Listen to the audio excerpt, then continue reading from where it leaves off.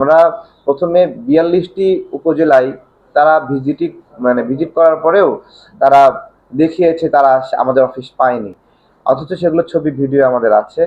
আবার হলো প্রথমে তো ৩৬টি উপজেলায় ভিজিট করেছিল, পরে ৮২টি, পরে আবার ৬৬টি, এরকম বিভিন্ন পূর্ণ ১০০টি উপজেলা কখনোই ভিজিট করেনি। আমরা এই তথ্যগুলো যখন তুলে ধরলাম তখন তারা বলল ঠিক আছে তাহলে আপনারা আবার একটু কষ্ট করে প্রস্তুতি নেন। তখন আমরা আমাদের যা প্রয়োজন তার চেয়ে অনেক বেশি উপজেলাকে আমাদের সাথে সংযুক্ত করি। সেটা হলো ৮২টি উপজেলা। আমাদের ২টি জেলা ঘাটতি দেখিয়েছিল তারা, আমরা সেটি ৫টি জেলাকে সাবমিট করি পরবর্তীতে। আবার সেগুলোতে পুনরায় ৩ দিন খুব তড়িঘড়ি করে তদন্ত হয় এবং সেখানে আমরা এবার যেটা করেছি, তারা যে টয়োটা, প্রাডো, পাজেরো বিভিন্ন গাড়ি থেকে নামতেছে, আমাদের অফিসে ঢুকতেছে এবং এখানে তদন্ত করার পরে বের হয়ে যাচ্ছে, আমরা এইবার ৮২টি উপজেলা, ৫টি জেলা, প্রত্যেকটি জায়গায় ফিল্মিং করেছি। এটা পুরোটা প্রক্রিয়া ভিডিও করে রেখেছি যাতে করে, এবং সেই ভিডিও ইলেকশন কমিশনে জমাও দিয়েছি।